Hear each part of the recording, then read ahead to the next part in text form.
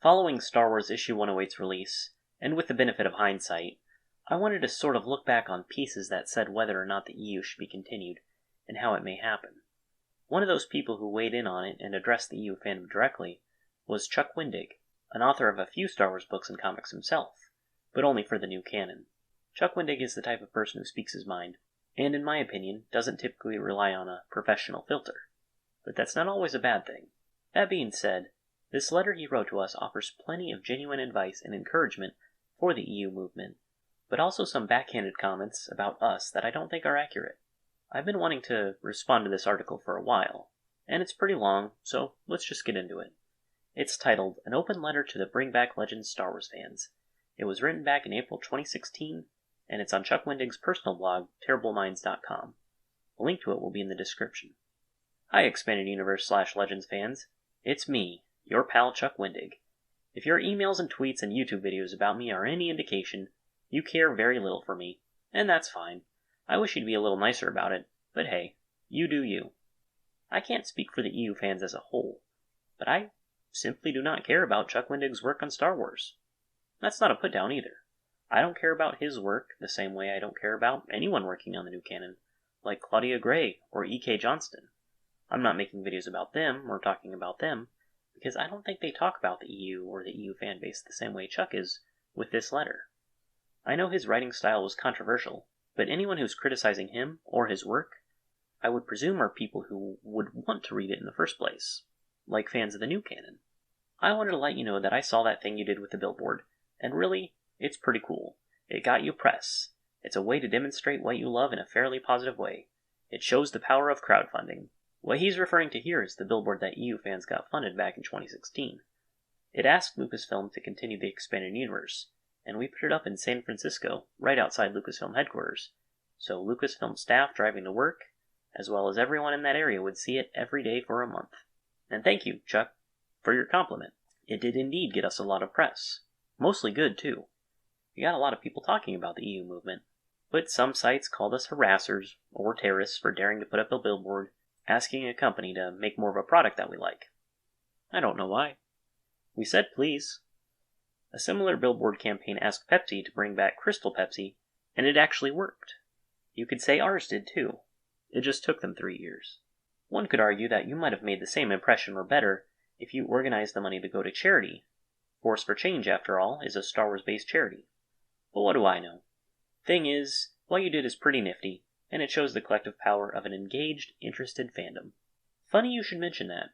The extra funds collected for the billboard were used to purchase and donate Star Wars Legends books, and from there, the Twin Suns Foundation was born, a non-profit charity organization that specializes in donating Star Wars books to children's hospitals, schools, libraries, correctional facilities, and more. You'll be happy to know that, for the past 3 years, the EU movement managed to collectively donate over 1,000 Star Wars books, with the help of donations and the hard work of the Twin Suns staff. Twin Suns has also worked very closely with the 501st Legion, whose members come in full costume to donate books directly to the children at these hospitals. I think working as the Twin Suns Foundation has shown many people that we're not out there to harass anyone. We just love Star Wars Legends. However, while it's helped shone a positive light on the EU fandom, as well as helping us form connections with Lucasfilm and others, it got nowhere near the coverage of the billboard, sadly. But it's still going strong. We'll be donating Star Wars books for years to come. I talked about this a bit on Twitter yesterday, and I have been accused now and many times before of somehow being a Legends hater. Also a prequel hater, apparently. I don't hate the prequels, and I don't hate Legends, or what was once the Expanded Universe. I don't know who called you a Legends hater, or a prequel hater, or why they did. I don't really know anything about you, but I'm sure you know not to take people on Twitter too seriously. If they were trolls, I just ignore them. I love Zahn's novels and Stackpole's, though I never really read much deeper than that, because, well, for me there were other books to read. I didn't want to be reading Star Wars novels only, and I was a pretty diverse reader across genres. But some folks were, and still are, fairly deep into the Legends/EU line of stories. And those are stories that linked books and comics and games in a not-quite-canon flavored way, and that's honestly kind of great. I also love Zahn's and Stackpole's novels, but I'm not sure what you mean by a not-quite-canon flavored way. When the EU books, comics, and games were made, they were all canon, with a few odd exceptions, like Infinities. Lucasfilm Licensing treated the EU as official canon for several years. That's why the books tied in with each other in the first place. That's why a coherent timeline was maintained.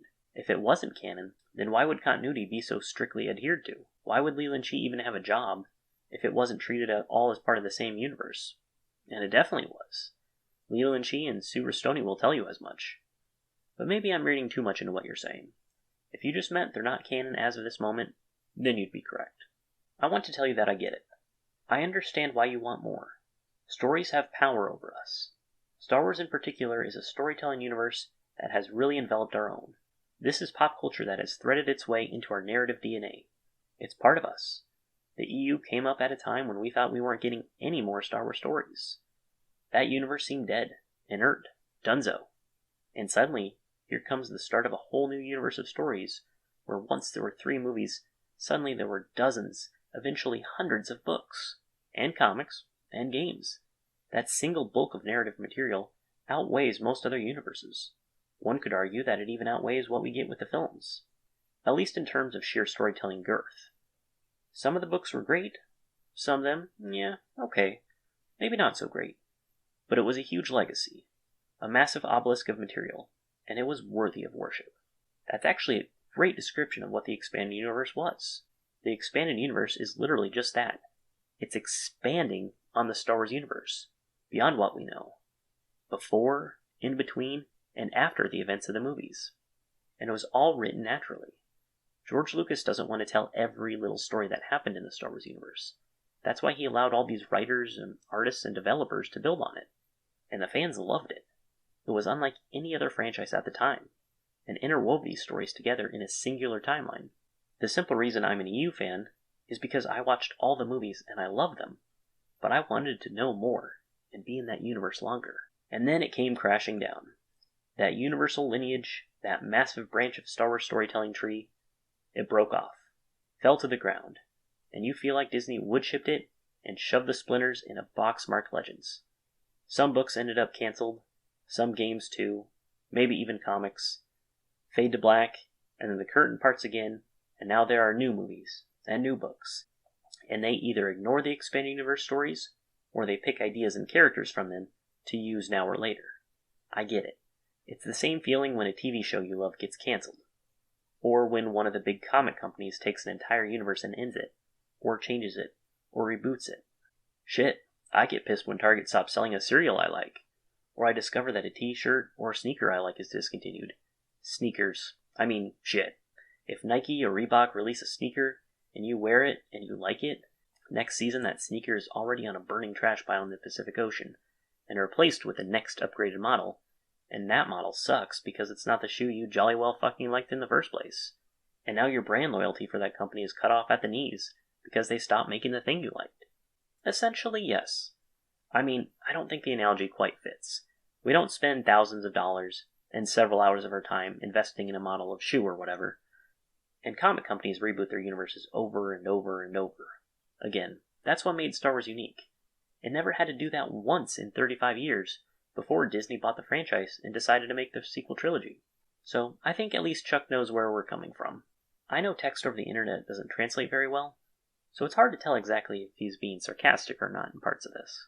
So let me just say, I support you. I hope you get what you want. I have literally no power to make it happen, and I'm sure they wouldn't hire me for the job anyway, because if they hired me to write the expanded universe, at least a half dozen of you would probably burn down Disneyland. Now, let's be fair. Disneyland is pretty big, so it'll probably take more than a half dozen of us. But seriously, if you did write a book in Legends, I'd at least give it a shot before I make a judgment. I've heard mixed opinions of your writing style, but until I read one of your books, I'm not going to say whether it's good or not. You'll notice in this video, I haven't criticized your writing at all. But if you do actually support us still, thank you. But I'm all for more stories in the world, and I'm certainly all for more Star Wars stories. Here's me, giving you a thumbs up with a big smile and a glint of hope in my eye. But of course, I have some caveats. If it does happen, I'd expect it to be a limited series. One last trilogy sort of thing. Again, I have no insider information in this regard, and I have no reason to believe this is even happening. I'm just saying, if it does happen, I would expect it to take the form of a bone thrown in your direction, rather than a revived Legends directive. Well, yeah, we're not saying that new legends should even be the priority. Just continue it alongside the new canon. Even a new Legends book for every 20 or 30 new canon books would be great. And you're right, you don't have the information to believe it'd just be one last trilogy. Could be 5 new Legends books, or 10, or 50, or 0. That's kind of why we're campaigning so hard by showing our love for Legends. We don't know what they're going to do with it. With the Old Republic and issue 108, that's all we've gotten in the last 5 years. When the Clone Wars came back for Season 7, they attributed it to fan support for bringing it back. That's exactly what we're trying to do with Legends. And the more fans for it there are, the more likely it is that they'll bring that back too. It also probably won't happen at all. You need to prepare yourselves for that. The reasons it probably won't happen are many. A. It takes a lot of ecosystem to fire up a new publishing line, and that's sort of what's happening here. It takes staff, it takes money, it takes time out of a publishing schedule. Publishing is slow. It's already understaffed. I speak from experience. This isn't just a case of just flip the switch and bring back Legends. Mountains need to be moved. There's no need to overcomplicate things here. First off, it probably won't happen at all. Well, like I said, I have the benefit of hindsight here, and it has, with issue 108, and it sold pretty good too. I won't pretend I know more about publishing than you, but it came out pretty easily. A brand new Legends comic and the world didn't end. It didn't seem like mountains needed to be moved. It just came out among a dozen of new canon comics that came out the same month. We're not looking for another 19-book Legends series. We'd welcome it, but we're campaigning for new Legends. Any new Legends. A new comic installment from a 40-year-old series came out, and it was fantastic. I see no reason why we can't have 1 or 2 Legends comics come out this year. You know, start small. And then maybe a couple more next year, among the hundreds of new canon Star Wars comics. And then maybe a standalone novel about Zana or whatever, or another novel that ties into the Old Republic MMO. We're hopeful for new Legends, but we are more realistic than I think you give us credit. B. Right now, Disney has a pretty sweet thing going, and seeing them switch gears, even temporarily, would surprise me. The new movie did huge numbers. The books are selling well, and despite some who want to assure me that Aftermath did not sell well, it really did. It sold big. It lingered on the bestseller charts. The book sold well and continues to sell well even now. So it's hard imagining why Disney would have interest in suddenly returning to stories that don't connect to the larger narrative. Again, with the benefit of hindsight here, the new canon has been kind of rocky. I know it has tons of fans and it always will, but you lost a lot of people with The Last Jedi and Solo. You've got more people turning away from the new era of Star Wars, and the expanded universe will always serve as a replacement for people not happy with Disney's direction. I've seen it happen numerous times now. I'm not trying to say the new canon books don't sell either. I'm sure they do great. But the expanded universe books also sold really good too. They hit bestseller charts regularly. And supposedly they did this all when they were never even canon to begin with. And going back to issue 108 and the Old Republic, we have examples here of stories that don't connect with the larger narrative, but they got made anyway. You know, the reprinted EU books are still being sold in stores all over the world. They don't connect to Disney's narrative either. Why does Disney have interest in selling them still, if they don't tie into whatever next new movie is coming out? Because people still buy them. And as time goes on, the EU fanbase isn't shrinking, it's growing bigger and bigger. I'm not even asking them to switch gears. We're saying keep doing what you're doing, but include some EU every once in a while. C. That larger narrative is actually part of the problem for Legends. It's quite a big deal that, at present, everything coming out regarding Star Wars is connected. That's not true really with anything else. I don't believe, at least not at this scale, it is all relatively speaking canon. To suddenly introduce these other stories that aren't connected opens Disney up to branding confusion. That's funny, considering the EU was the all-connected canon first, before Disney came along and made a new canon not connected to the hundreds of books already being sold. There wasn't any possibility of branding confusion before that. Gosh, I wonder what changed. People yelling at them on social media about how they thought Han and Leia only had one kid, and is Rey actually Jaina? And wait, is Kylo and the Knights of Ren in these books? And hold up, is Mara Jade Rey's mom? You're fans, so you understand the difference. But the average reader doesn't see the difference. They have a limited view of canon, and they think if they pick up a new Star Wars book, it'll probably connect to the movies or the other new books. When that fails, that creates disappointment. Or they'll be relieved and excited to discover a huge, wonderful universe where Luke successfully creates a new Jedi Order and doesn't drink green milk out of alien titties.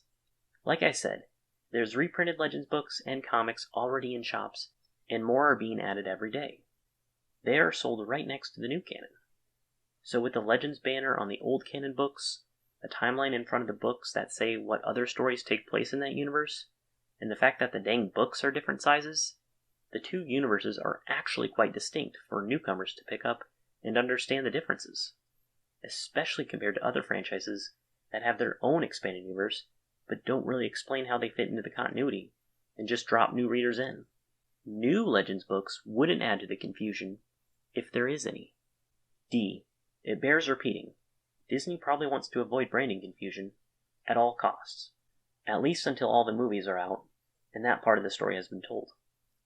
I know you said you were repeating yourself, but points B, C, D all pretty much said the same thing about branding confusion, so I'll just refer you to my previous arguments. But you did mention that after all the movies are out, I assume you mean of the sequel trilogy, because all upcoming Star Wars movies can't be numerically counted with a number under infinity, you think after Episode 9 we'd be more likely to see new Legend stories. I think you might be onto something with that. You may not have the numbers to demonstrate support for the continuation of Legends. The Indiegogo campaign had 146 backers and raised $4,784. No small feat, and really cool, but 146 people is not enough to support a line of books. And 1,146 people isn't enough. And maybe 11,146 people wouldn't do it either. They want to sell 100,000 copies of a book. That's just how much some fans paid to get a billboard asking for more EU. You better believe that if a new EU book came out, we're going to come out in droves to support it. Remember, issue 108 sold pretty good, and even outsold some new canon comics. You want to sell 100,000 copies? Let's get Sword of the Jedi. A lot of fan-demanded projects actually don't earn out. Serenity eventually made it on DVD, but in the theater was a bomb. When a TV show comes back based on fan demand, it often ends up getting cancelled again anyway, because the reality is, core fandom isn't enough to support big meaty narrative universes. Fandom by its nature represents the most excited members, sure, but most big properties thrive on non-fans, people who don't want to read 100 other books to understand this one they just bought. Narrow or niche properties can live on the support of fandom, but Star Wars is not a narrow niche property. No, it is not a niche property. It is very popular, and the expanded universe, even though it's been effectively cancelled for over 5 years now, is still very popular. The core fandom kept it alive for decades, and consistently put it on the New York Times bestseller list. And there are many books that act as good starting points into the EU, so you don't have to read anything prior. With new potential Legends material, they could treat it the same way. And I've mentioned it earlier, but the Clone Wars Season 7 was a successful fan-demanded project, and I guarantee that each one of those new episodes will cost way more to produce than writing a new Legends novel or comic. If it doesn't happen, I might encourage you to summon peace with that reality. There does come a point when your energy can be best spent elsewhere. Share your love with other great stories, even if they're not inside Star Wars. This isn't me smacking your hand saying just get over it, losers, but it is vital to recognize the reality that you neither own nor control this stuff, and you still have hundreds of great Legend stories that you can still enjoy. That's huge. And I know it's not fair, but life is frequently full of unfair things, and part of our skill set as human beings is how we inoculate ourselves against disappointment, and enjoy those Legend stories we do. You don't have to tell us to do that. And we don't directly control Star Wars, to an extent. We as the consumer can still decide what sells and what doesn't. I haven't bought any of the new canon, and still occasionally pick up a new Legends book that I didn't have in my collection. And look what happened.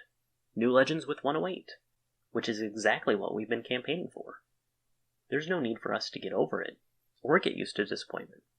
We as a fandom caused Lucasfilm to release a new Legends comic. After all, if there was no audience for it, they wouldn't release it, the same way they wouldn't keep reprinting Legends novels. Also, hey, you can sort of take ownership and control the Legends continuity through the power of fanfiction. Fanfiction informed me, and I don't look down on it. Nor should anybody. It's a great way to be creative and also continue exploring a narrative universe that either left you behind or you left behind. It allows you to continue engagement with that world. So rad.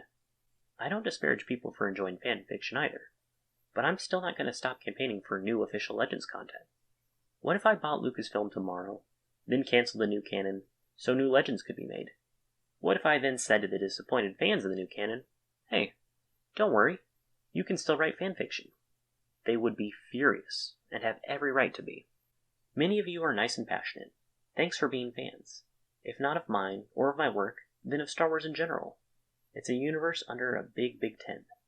That's a good thing. Sometimes, though, in fandom, passion becomes tainted, shot through with the sepsis of frustration. And further, sometimes fandom attracts people who are, maybe not the finest specimens of humanity. And when that happens, harassment occurs, as it has occurred amongst the Bring Back Legends movement. You need to get your house in order. What I mean is, harassment is not a good way to get what you want. It is, in fact, a very good way to be dismissed. It is a great way to be seen as bullies, and nobody wants to give you more Legends if the way you get it has been by protracted campaigns of harassment, or even by rogue members of your campaigns and Facebook groups demonstrating very bad behavior. There have been no harassment campaigns, and no one has supported one in the EU fandom that didn't get immediately ostracized. In the early days of the EU movement, we did comment raids on posts when a new Disney canon book was released. Basically just to say, this book seems cool, but we prefer more Legends. And in every single one of those raids, respect and compassion was encouraged. Every single time. I still do. And I'll treat any member of Del Rey, Lucasfilm, or Disney with respect when talking to them. Now, people have tried to claim that we go around and harass people, and it's not true. Some other fans who operate fan sites have felt harassed, for instance, this post at Tashi Station. I haven't heard of the Tashi Station fan site before, so I clicked on this link for more information, and it tried to download a virus on my computer. That's not a joke. Don't click on that link. I've seen it in person. I've seen it online. I've seen what happens at the Star Wars Book Public Facebook page, and whoever runs that page has the patience of a saint and hopefully paid a merciful 6 figures. Those would be the raids I was just mentioning. Customers respectfully asking for a product they like to be made. That is not harassment. Nowhere near. And actually, we've met the guy who runs that page. He's a big fan of the EU and sympathizes with our cause. He even gave Matt Wilkins a Crate Dragon keychain after Matt talked about how much he wanted one in one of his videos. Threats to spoil The Force Awakens came out of an expanded universe group. This is not unknown. It is real. That's true. All of 3 people in that group were talking about going around and spoiling The Force Awakens for a bunch of people. They were banned from the group, but media outlets exploded and acted like the whole group was encouraging its 3,000 members to do this unless demands for Legends continuing were met, when no such demand was even made in the screen cap. It was fake news. But rumors of a so-called Spoiler Jihad circulated far across the internet. There's a fantastic article on the expandinguniverse.com which clears the air about the whole controversy and what really happened. It's too long to get into here, but I'll leave a link in the description if you want to know the whole truth of what really happened. I know I've been on the end of harassment, not just for the content of Aftermath, but sometimes because I am somehow held responsible for having ended the EU, or because I'm not Timothy Zahn, or because I supposedly hate Legends, or I get emails. People tweet angrily at me every week. I get hate and harassment flooded in my direction just because I wrote a book. It's not awesome, and it's certainly not endearing. I'm sorry that's happened to you, but I don't know anyone who holds you responsible for ending the EU. That's ridiculous. And I don't know why they would care if you hate Legends. If it was regarding Aftermath, then I would again assume it's from new canon fans who don't like the way it was written. I can only speculate.